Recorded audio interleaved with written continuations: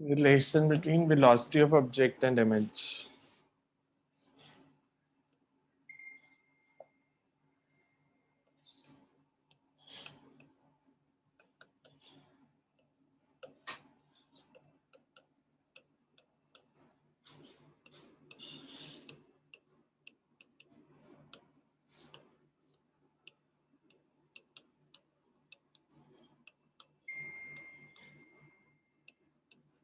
And for plane mirror, because curved के लिए there will be different relation for plane mirror. You can rate in plane mirror. In plane mirror, the distance of in plane mirror the distance of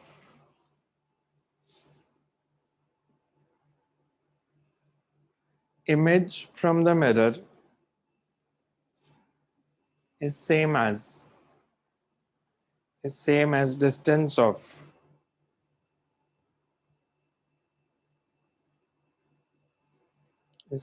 distance of object from the mirror, but the image formed is virtual and bracket में लिख लो for real object. Image formed is virtual, bracket में can write for real object and behind the mirror.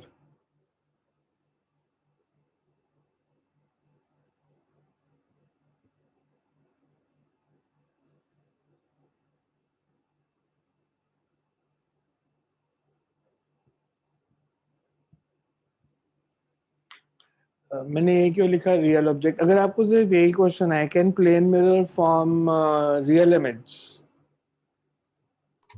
Yes, sir. कैसे? For virtual object. Virtual object means Some mirror virtual object क्या? सामने रख दे तो उसमें sir जो मिरर सामने रख दे तो सर उसमें एक वर्चुअल ऑब्जेक्ट ही होगा।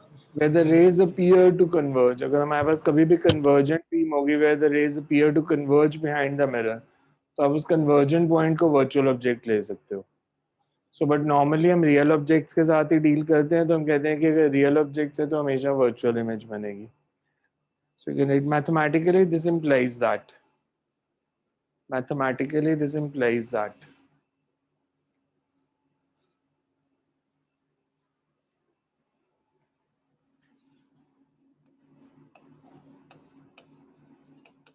Velocity of image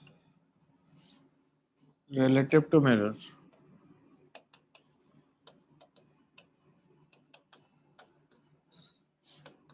is negative of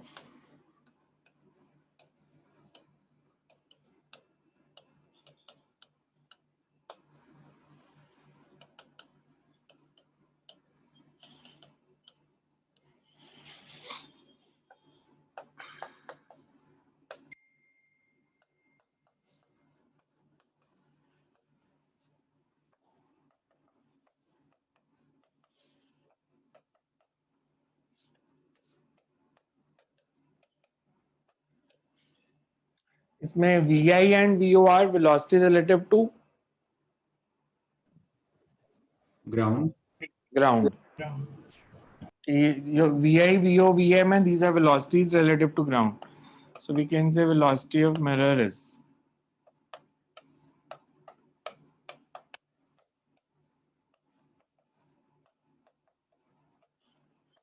मतलब किसी भी फॉर्म में रिलेशन को लिख सकते हो, या तो ऐसे लिख लो, or you can say that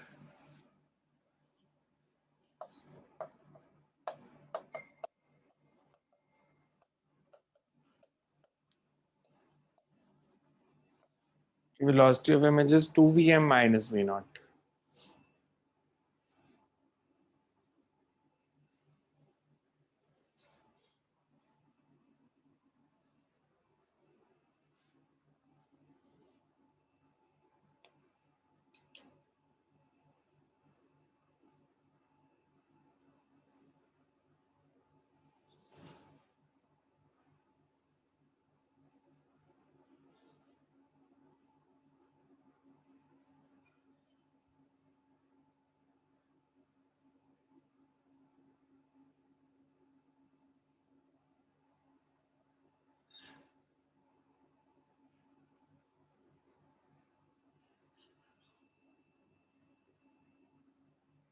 and last में एक नोट में लिख लो एंड उसको अच्छे से मार्क भी कर लेना.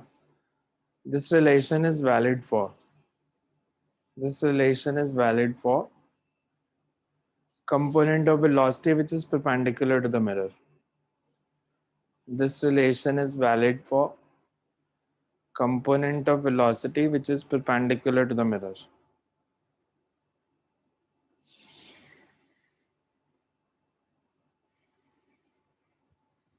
This relation is valid for component of velocity perpendicular to the mirror. एक क्वेश्चन कर लो, अगर कर लिया ठीक तो then we will do the next topic.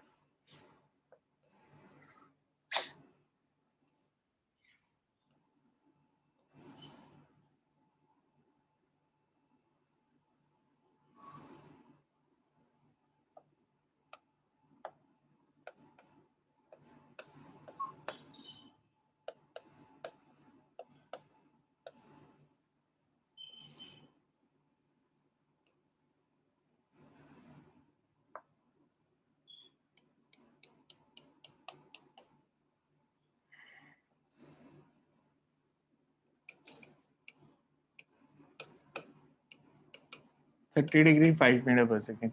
Find velocity of image. Find velocity of image. Find velocity of image.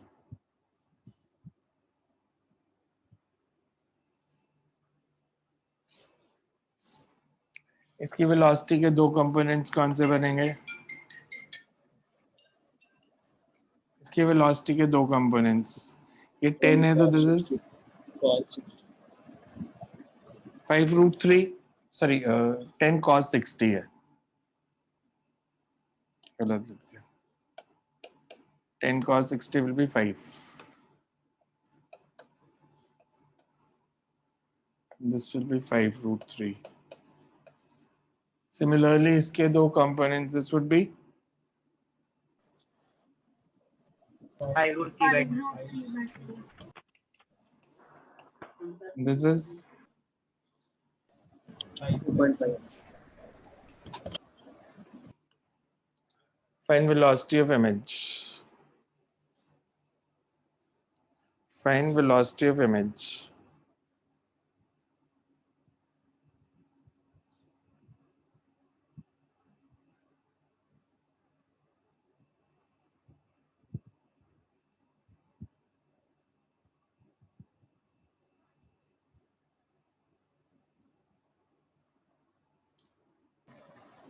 So 5√3 minus 1. 5 under root 3 minus 4.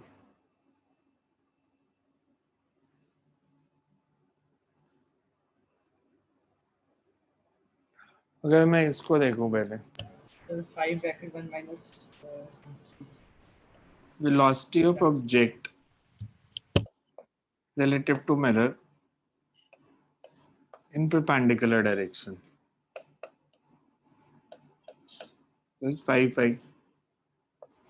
Velocity of mirror, so ये relative to ground है.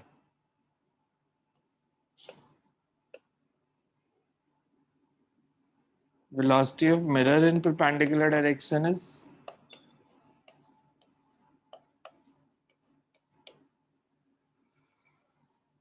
formula is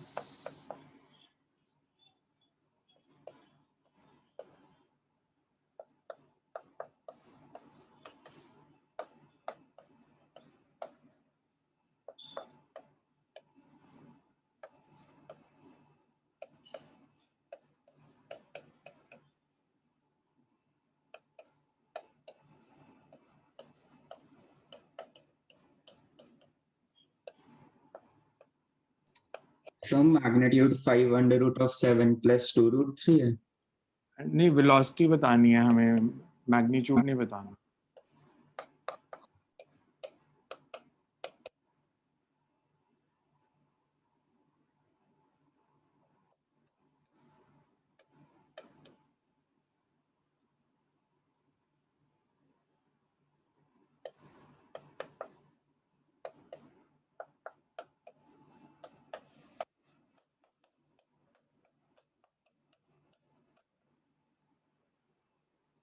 So this will be the velocity of image.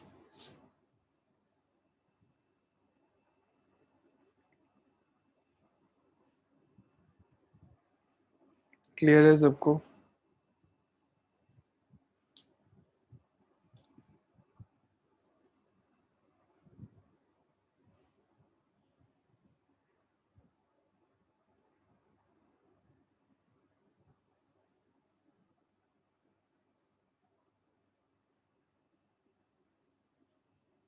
Because along 10J ही था ना ये, कुछ और तो नहीं था.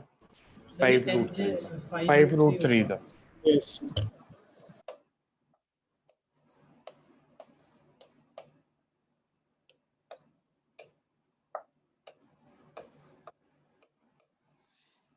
देखो मेथड आया सबको समझ कि परपेंडिकुलर डायरेक्शन में फॉर्मूला लगाना है और पैरेलल डायरेक्शन में तो वही रहेगी. सर एक बार डायग्राम दिखा दें.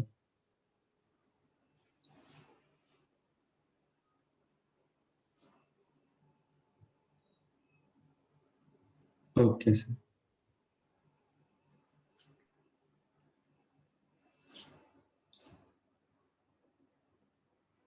Next you can write two plane mirrors are inclined at an angle theta with each other. Two plane mirrors are inclined at an angle theta with each other. Two plane mirrors are inclined at an angle theta with each other. A ray of light strikes one of them. A ray of light strikes one of them. Find its deviation. Find its deviation.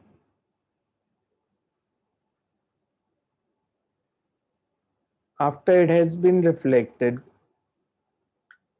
twice, once from each mirror. Once from each mirror.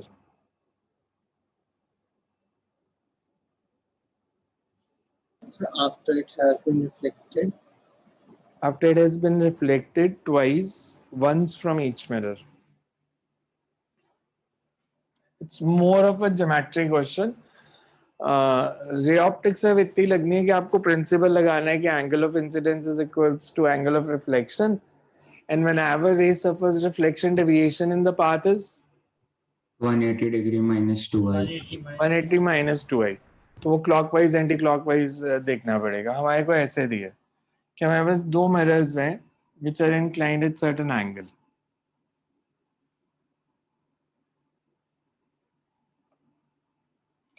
They're inclined at certain angle theta.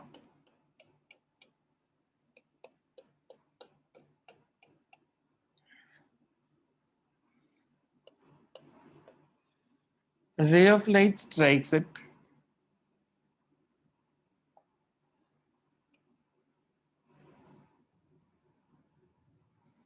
यहाँ पे अगर मैं normal बनाऊंगा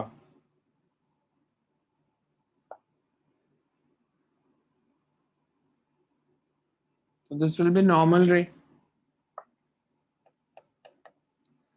Angle of incident, let it be I. After reflection, angle of reflection will also be I. अब यहां तक तो diagram same रहेगा. इसके बाद दो केस हो सकते हैं depending on angle theta, because normal इधर भी हो सकती थी और नॉर्मल इधर भी हो सकती है.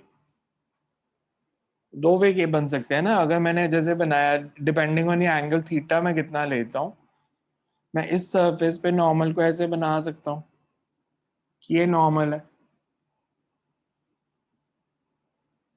और अगर मैं इसकी इंक्लिनेशन बढ़ा दे कम कर देता तो नॉर्मल इधर बन जाती. तो ये केस एक करके देखते हैं. ये एंगल थीटा, तो मैंने ये नॉर्मल बनाई 90 डिग्री का एंगल. रे after reflection it moves this. हमने डेविएशन बतानी है. इधर तो डेविएशन सिंपल आ गई,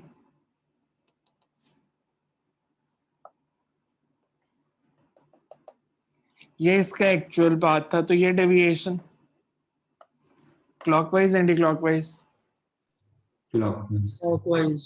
क्लॉकवाइज 180 माइनस 2i। ये एंगल अगर आई डैश है तो इधर डेविएशन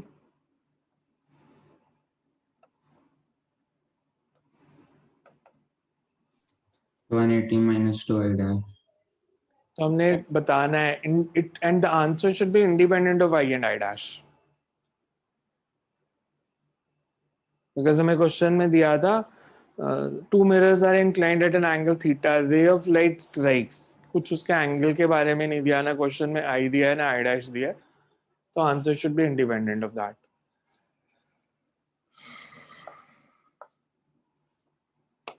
ये एंगल कितना,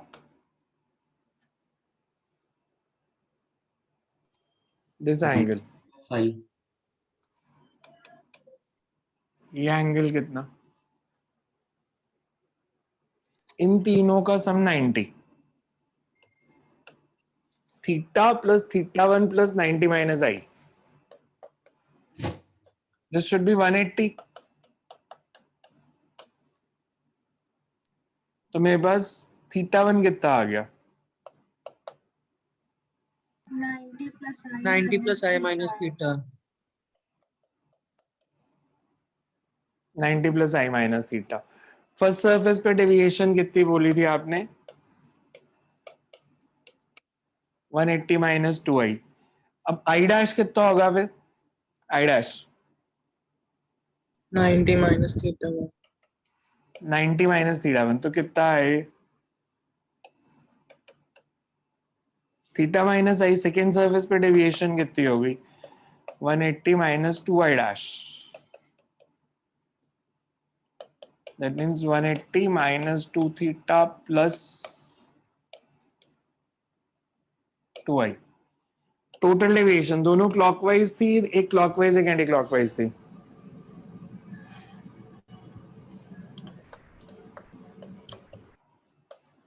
दोनों क्लॉकवाइज है या क्लॉकवाइज एक एंटी क्लॉकवाइज, Clockwise. दोनों Clockwise. clockwise. ऐड हो जाएंगी, 360 minus Yes.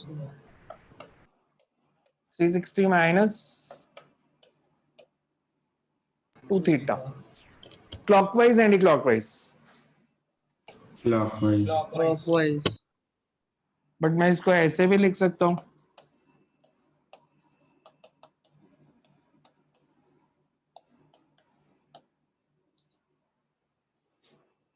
दोनों वे में लिख सकते हैं ना, तो ऑप्शंस में से आपको चूज करना पड़ेगा, फिर किसको चूज करें, ऑप्शंस में से चूज करना पड़ेगा कौन सी दिया उन्होंने, either you can say 360 minus theta 2 theta clockwise और 2 थीटा एंटी क्लॉकवाइज। क्लियर देखो सबको, ये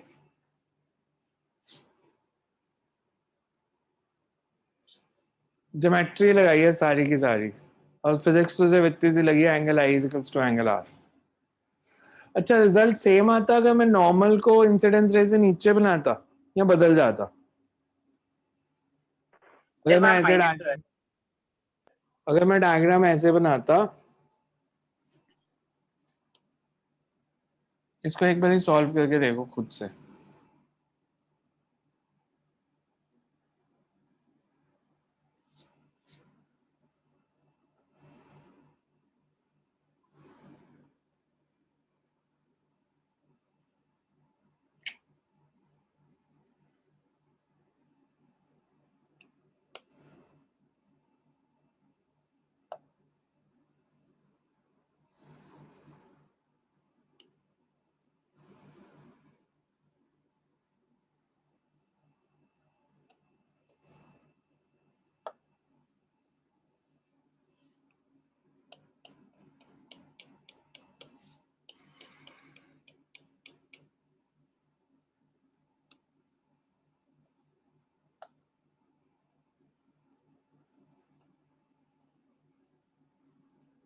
ये नॉर्मल,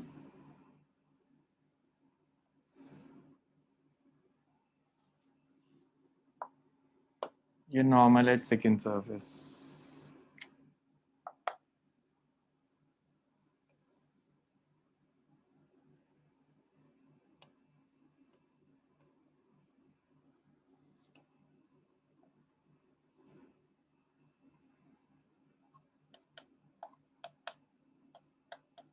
सेम आएगा रिजल्ट या डिफरेंट आएगा?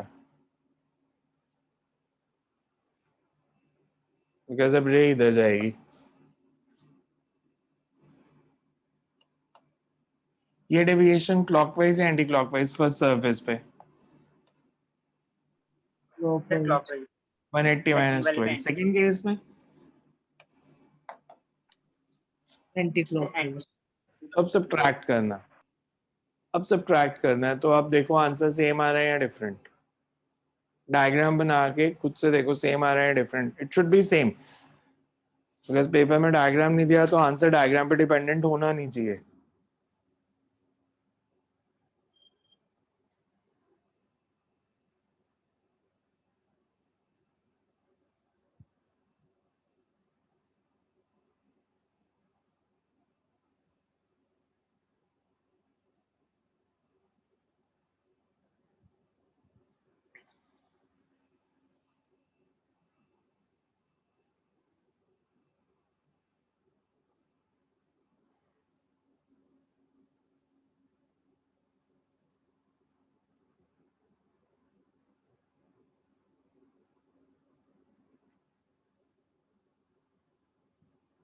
सर सेम आ रहा है 360 minus 2 theta. सेम आएगा बिकॉज इस केस में पहले हमने किया था तो एंगल ऑफ इंसिडेंस की वैल्यू कुछ और आई थी, अब एंगल ऑफ इंसिडेंस चेंज हो रहा है तो answer should B same. Next एक कंसेप्ट लिखो पहले, फिर उस पर बेस्ड क्वेश्चन करते हैं। Rotation of mirror, rotation of mirror.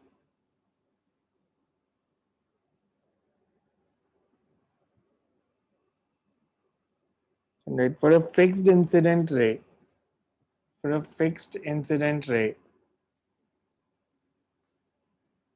if the mirror is rotated through, for the fixed incident ray, if the mirror is rotated through an angle theta,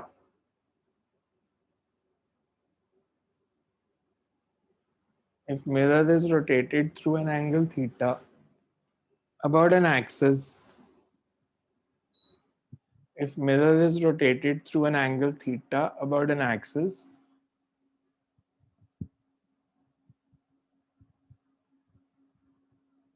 perpendicular to the plane of incidence,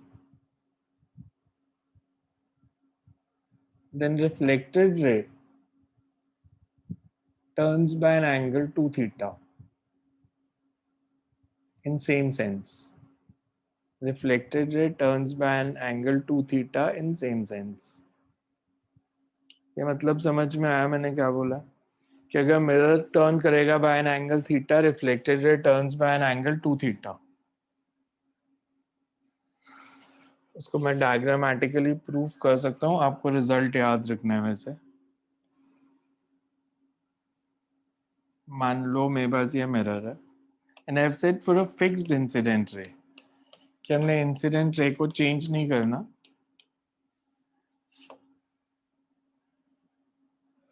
पहले मैं इसे yellow colour से बना देता हूँ। ये incident ray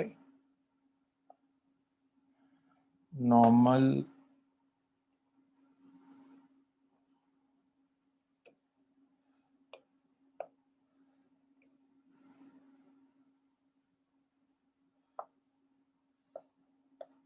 normal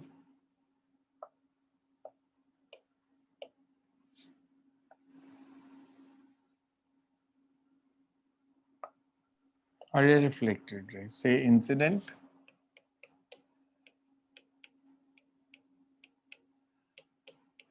ये normal ये रिफ्लेक्टेड R1। ये डायग्राम यहां तक क्लियर है। फिर मैंने कहा if mirror turns by an angle theta, तो मिरर को टर्न किया and it turns by an angle theta.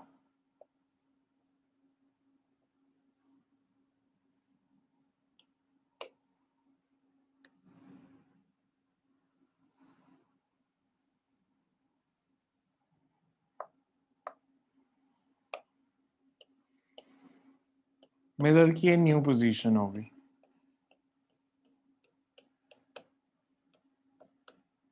हमने इसको clockwise by an angle theta turn कर दिया। नॉर्मल चेंज होगी या नहीं होगी? इंसिडेंट रे चेंज नहीं करनी, नॉर्मल होगी। होगी। अब मैं अगर न्यू नॉर्मल बनाऊंगा तो new normal will be somewhere over here.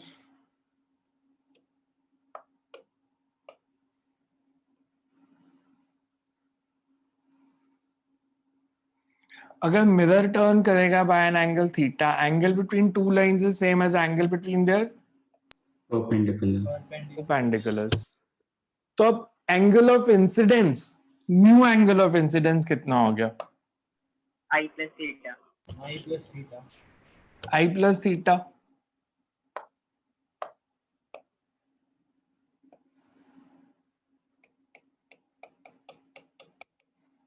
तो angle of reflection will also be I plus theta. I plus theta. तो जो न्यू रिफ्लेक्टेड रे बनेगी, it will be formed somewhere over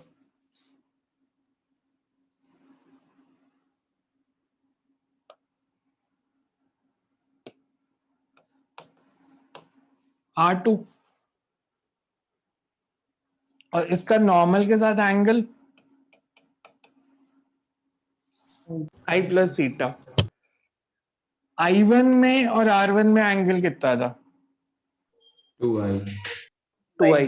I1 और R2 में 2i plus theta। मतलब ये angle 2 theta. When incident ray is fixed, mirror turns by an angle theta, reflected ray turns by an angle 2 theta। कि mirror theta clockwise turn की है,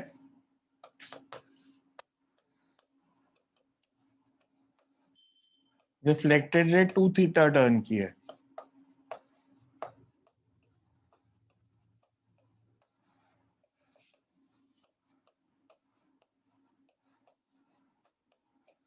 and clockwise same sense। Clear है ये सबको? ये result याद रखना है, ये रिजल्ट इंपॉर्टेंट है। डायग्राम देखो, सबको समझ आ रहा है तो? if mirror turns by an angle theta, reflected ray turns by 2 theta। Clear है? डायग्राम बनाना है तो बना लो, नहीं तो मैं क्वेश्चन लिखाता हूँ।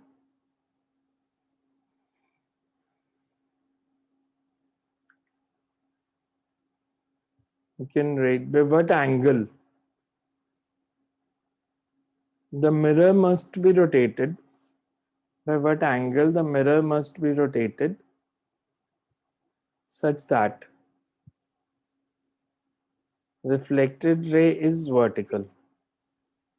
by के बाद के बोला ना By what angle the mirror must be rotated such that reflected ray becomes vertical। By what angle the mirror must be rotated such that reflected ray becomes vertical।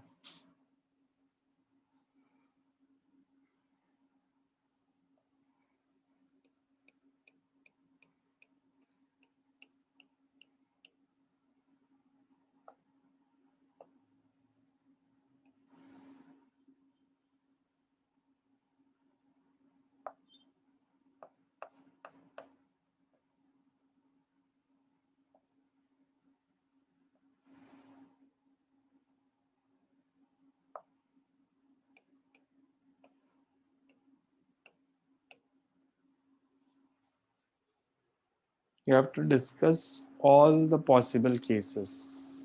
So जल्दबाजी में answer मत निकालना।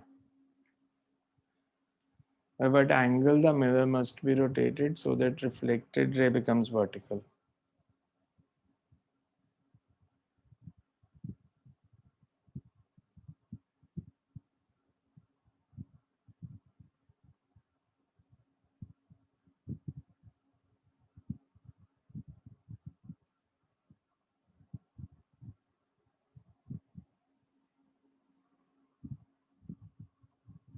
ये इतना समझ में आया कि 4 वे में चेंज हो सकती है। इस मिरर को अगर ये 30 डिग्री एंटी क्लॉकवाइज चाहिए तो मिरर को कितना टर्न करना पड़ेगा? 15 degree. 15 degree anti clockwise. 15 degree anti 15 degree anti clockwise मतलब मिरर इस पोजीशन पे आ गया,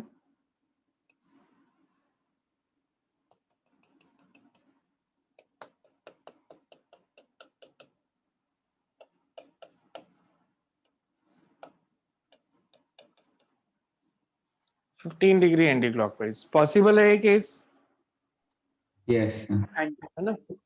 अच्छा, इसको देखते हैं 330 डिग्री क्लॉकवाइज। तो मिरर कितना टर्न करना पड़ेगा? 165 डिग्री क्लॉकवाइज। मिरर इस पोजीशन पे है, मतलब अगर ये मैं सेकंड केस करूं, मिरर को 165 डिग्री टर्न करना है और क्लॉकवाइज टर्न करना है। क्लॉकवाइज टर्न करूं मिरर को इस पोजीशन से 165 डिग्री, तो ये किधर पहुंच जाएगा mirror?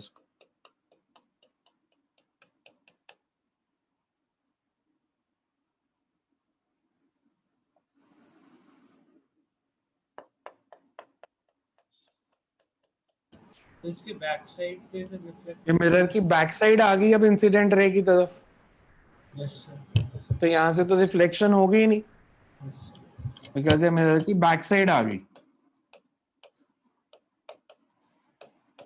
So reflection will not take place, मतलब ये केस नहीं पॉसिबल। 150 डिग्री क्लॉकवाइज तो मिरर करना पड़ेगा 75 डिग्री क्लॉकवाइज। 75 डिग्री क्लॉकवाइज मतलब अगर ये इनिशियल पोजीशन है मिरर की, इसको अगर मैं 75 डिग्री क्लॉकवाइज टर्न कर दूं, ये इंसिडेंट रे है 30 डिग्री पे आ रही है, इसको अगर मैं 75 डिग्री टर्न करूं तो मिरर की बैक साइड या front? Back side back side. मतलब ये भी नहीं पॉसिबल।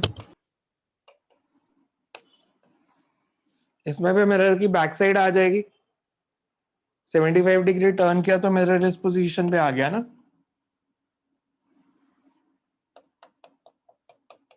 ये 15 डिग्री रह गया। फिर लास्ट है 210 डिग्री एंटी क्लॉकवाइज। मिरर कितना टर्न करना पड़ेगा? 105 डिग्री एंटी क्लॉकवाइज।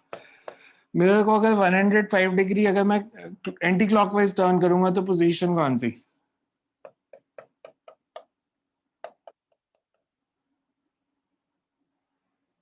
सॉरी 105 ऐसे नहीं,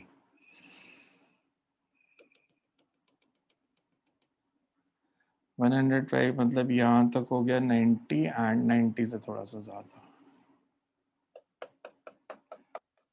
इसमें मिरर की फ्रंट साइड ही फॉल करेगी और ये रिफ्लेक्शन के बाद इधर, ये पॉसिबल है। सो मिरर को टर्न करना पड़ेगा यहाँ तो 15 डिग्री एंटी क्लॉकवाइज या 105 डिग्री एंटी क्लॉकवाइज। समझ में आ रहा है? हाँ जी Yes, sir.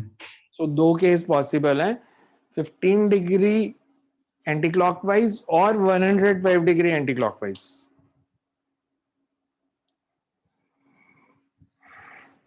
देखो अगर समझ में नहीं आया कुछ तो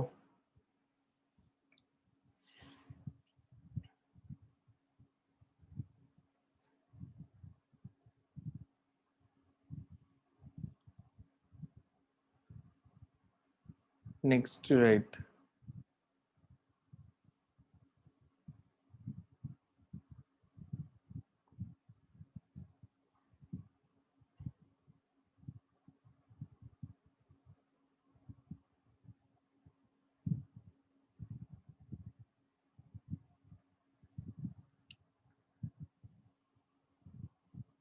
Figure shows a point object. Figure shows a point object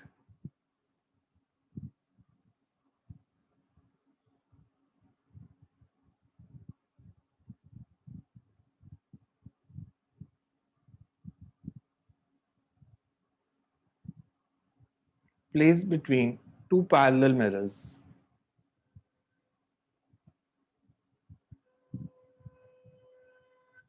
Its distance from M1 is 2 centimeter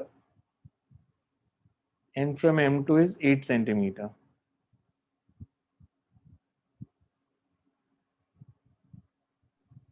Find the distance from M1 के बाद के distance from M1 is 2 centimeter and distance from M2 is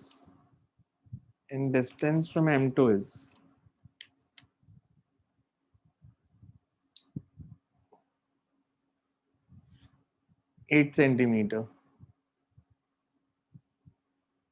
Distance from M2 is 8 centimeter. Find the distance of images. Find the distance of images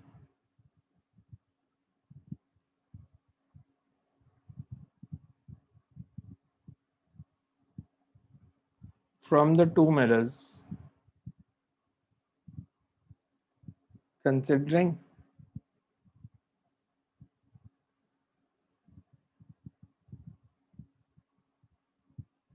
reflection on mirror M1 first. Considering reflection of image M1 first.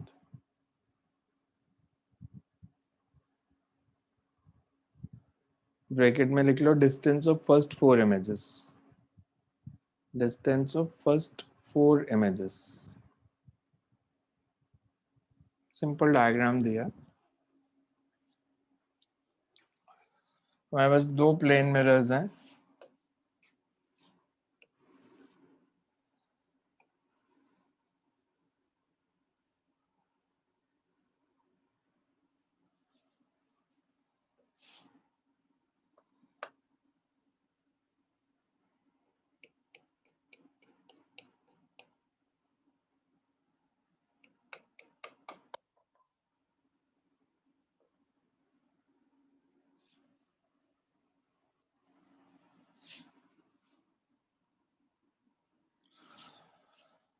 यहाँ पे एक object पड़ा है O.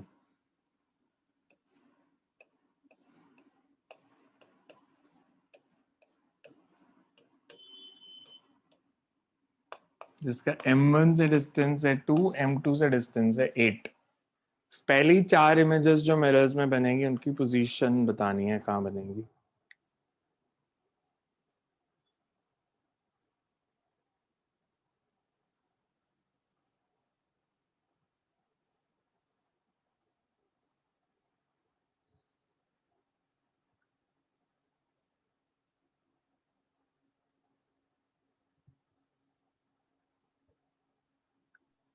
Sir किसके respect में निकालनी है distance भी?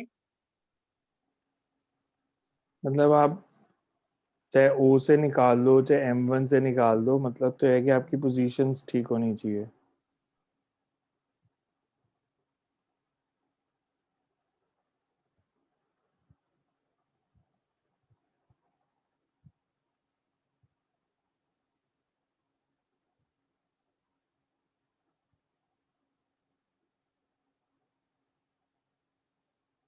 हमें दिया first reflection takes place from M1.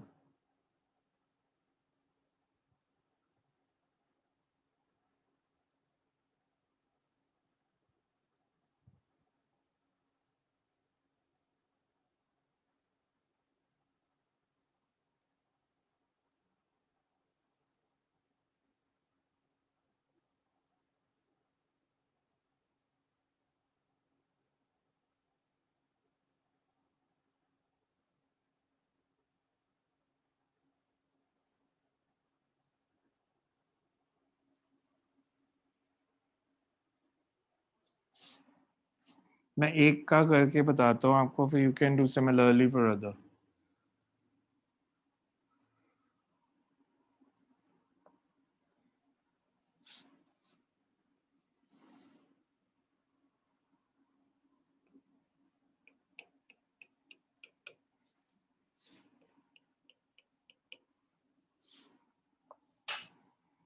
अगर फर्स्ट रिफ्लेक्शन M1 से होनी है,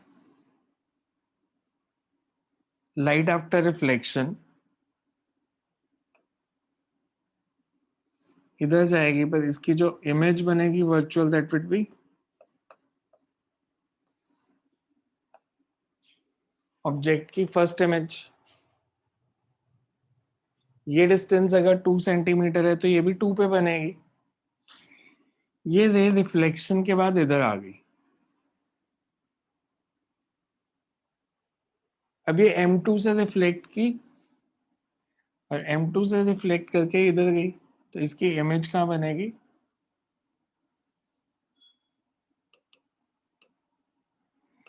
इसकी इमेज बनेगी यहाँ पे। ये किसकी इमेज है? फर्स्ट इमेज की सेकेंड मिरर में।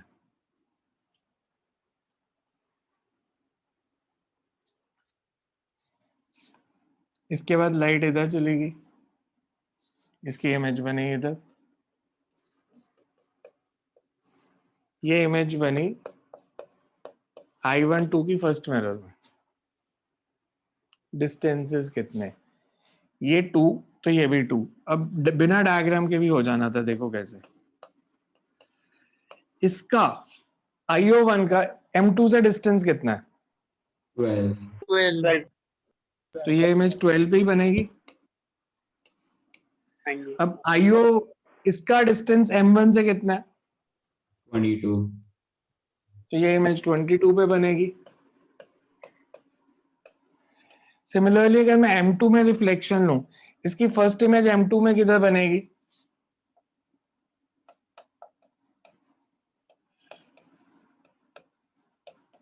एट सेंटीमीटर पे। IO2 की इमेज M1 में 18 सेंटीमीटर 18 सेंटीमीटर। IO2 की इमेज फर्स्ट मिरर में ये 18 पे बनेगी। समझ में आ रहा है कैसे पोजीशंस मार्क किए हैं? ये उसका रे डायग्राम है कि एक्सटेंड कर करके जो इमेज की पोजीशंस मार्क करनी है। देखो इसमें नहीं आ रहा कुछ समझ तो। क्लियर है सबको? Excuse me sir. हाँ जी। जैसे अगर पहली रिफ्लेक्शन M1 से जैसे O की फिर M1 ने बनाई तो O की फिर M2 नहीं बनाएगा? किसकी इमेज? जैसे अगर कौन? पहले O की M1 ने बनाई तो फिर उस केस में O की M2 नहीं बनाएगा इमेज? सारी तो बनाई है। पहले O की इमेज ये M1 ने बनाई, यस इसकी सर। इमेज M2 ने बनाई, फिर इसकी इमेज M1 ने बनाई। सिमिलरली इसका किया, इसकी इमेज पहले M2 ने यहाँ बनाई, फिर इसकी इमेज M1 ने 18 पे बनाई, फिर ये फिर उधर चली जाएगी। ओके सर, मतलब जैसे जिससे पहले लिए उसी हाँ, से करना है। सर ये 22 सेंटीमीटर की जो इमेज और है इनफाइनाइट इमेजेस बनेंगी ऐसे। क्या पूछा? 22 सेंटीमीटर पर जो इमेज बनी है वो किसकी वजह से बनी? सुना नहीं मेरे को, दोबारा पूछो। सर ये 22 सेंटीमीटर में लेफ्ट मोस्ट इमेज बनी है वो किसकी वजह से बनी है? 22 पे बनेगी ना, 10 + 12। ये बिकॉज हमने फर्स्ट मिरर में बनाई है IO12 की। ठीक है सर, समझ।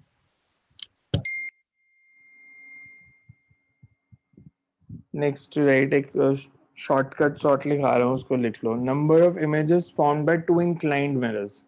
इसमें तो नंबर ऑफ इमेजेस कितनी बन जाएंगे ऐसे बनाते जाएंगे तो? Infinite.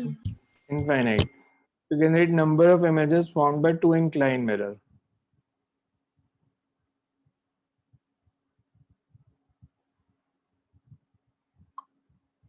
So you generate if theta is the angle between mirrors. If theta is the angle between mirrors, then first is if 360 by theta is even number. If 360 by theta is even number,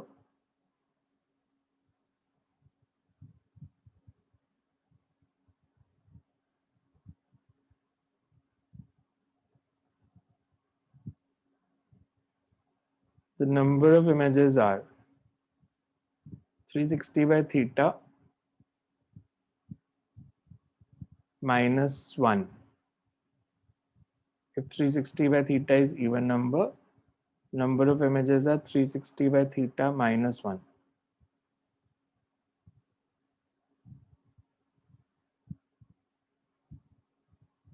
If 360 by theta is odd number, 360 by theta is odd number. Number of images are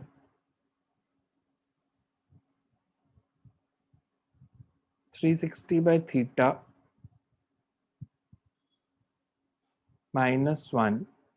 Number of images are 360 by theta minus 1 if object is placed on angular bisector,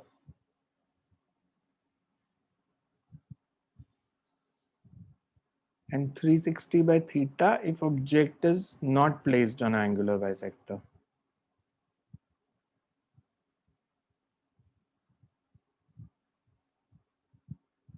Number of images are 360 by theta if object is not placed on angular bisector.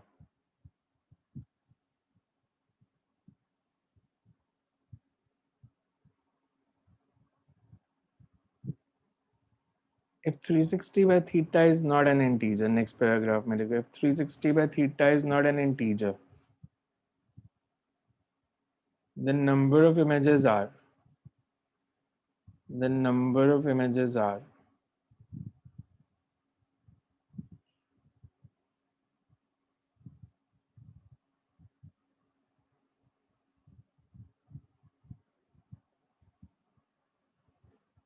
nearest even integer. If 360 by theta is not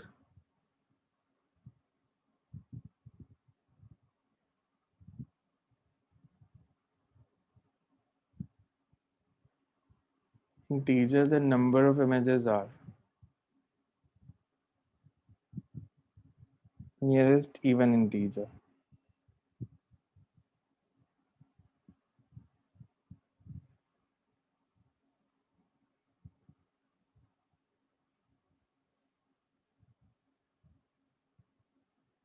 You can read a question based on this. Two mirrors. ये MCQs में ही आते हैं ऐसे question बहुत. Two mirrors are inclined at an angle of 30 degree. Two mirrors are inclined at an angle of 30 degree. An object is placed making an angle of 10 degree with M1. An object is placed making an angle of 10 degree with M1.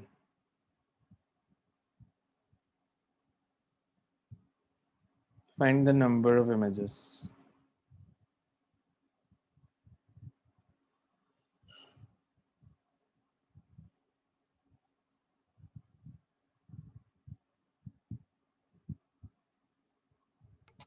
$11. 11. अब ये हो गया formula से. अब इसका एक method भी होता है कि अगर आपको पोजीशंस बतानी आ जाए, जैसे वो बोलें कि M1 में जो थर्ड इमेज बन रही है वो किस पॉइंट पे बनेगी, कि M1 में जो थर्ड इमेज बन रही है वो किधर बनेगी. तो इसका एक मेथड होता है, उसको एक बार देख लो. कल इसके और क्वेश्चन करा दूंगा मैं, थोड़े से डिफरेंट बिकॉज केसेस. मैंने आपको कहा दो मिरर्स हैं, they are placed at an angle of 30 degree.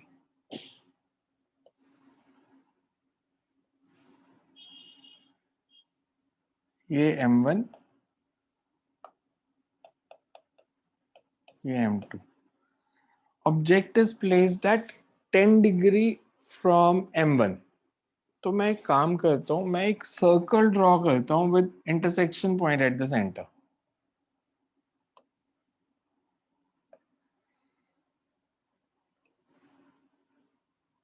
मैंने ऐसे एक सर्कल ड्रॉ किया और ऑब्जेक्ट प्लेस्ड है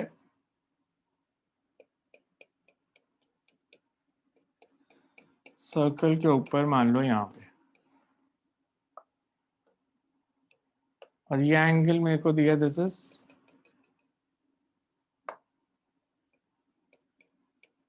10 डिग्री. अगर मैं पूछूं M1 में इसकी इमेज कितने एंगल पे बनेगी? 10 degree minus 10 degree. इधर बन जाएगी 10 पे. इसमें इमेज किधर बनेगी M2 में? 20 plus 20 M2 से 20 डिग्री ऊपर है ना, एक से 10 डिग्री का एंगल है, एक से 20 डिग्री का एंगल है, तो इसको हम ऐसे लिखते हैं, से M1 ये M2। फर्स्ट इमेज का M1 से एंगल है 10 डिग्री, प्लस माइनस की जरूरत नहीं है, 10 डिग्री मतलब नीचे ही बनेगा ये, और ये 20 डिग्री। जब हमने नेक्स्ट इमेज निकालनी है ना, एंगल बिटवीन मिरर्स ऐड कर दो। एंगल बिटवीन मिरर्स कितना है? 30। तो 10 plus 30 is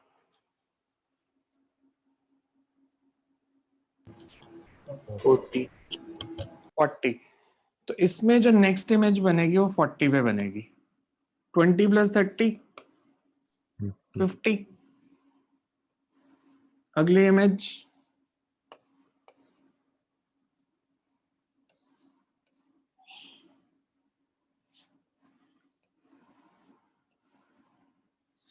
this will be 110, this is 100,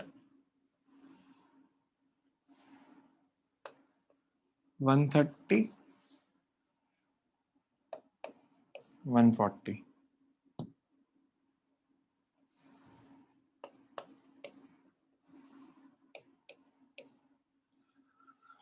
अब मैं दोबारा 30 ऐड करूं तो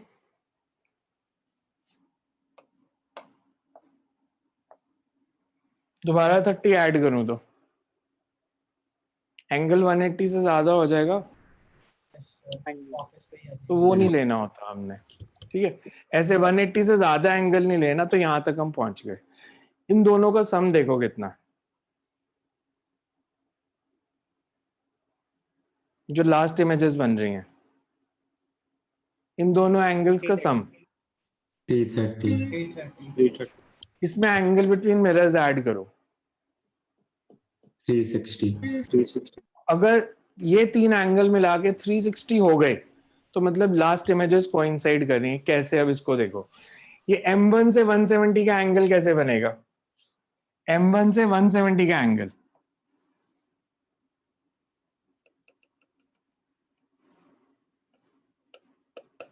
ये 170 का एंगल होगा। तो ये लास्ट इमेज है, मतलब अगर मैं नंबर कर दूं इसको, ये I1 1, I1 2, I1 3, I1 4, I1 5 and this is I1 6।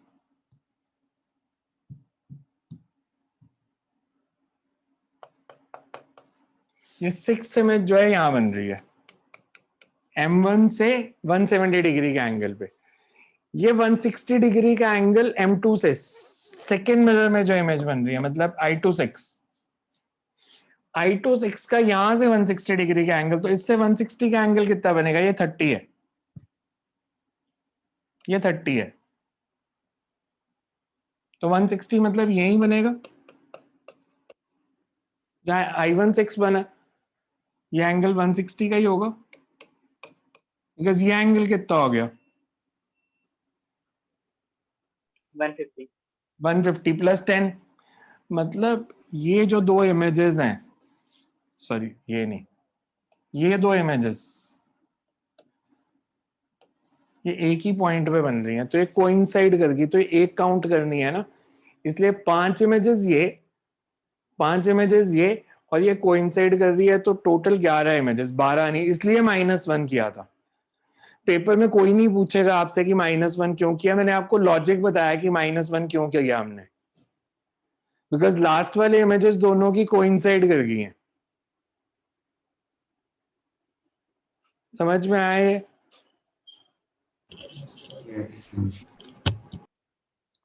सो अगली बारी करते हैं इसको, ये देख लो, मतलब हमेशा ऐसे ही कैलकुलेट करते हैं इमेजेस, दोनों मिरर से निकाल के फिर वो एंगल बिटवीन मिरर्स क्रॉस करके ऐड करते रहते हैं। सो नेक्स्ट टाइम करते हैं इसके आगे,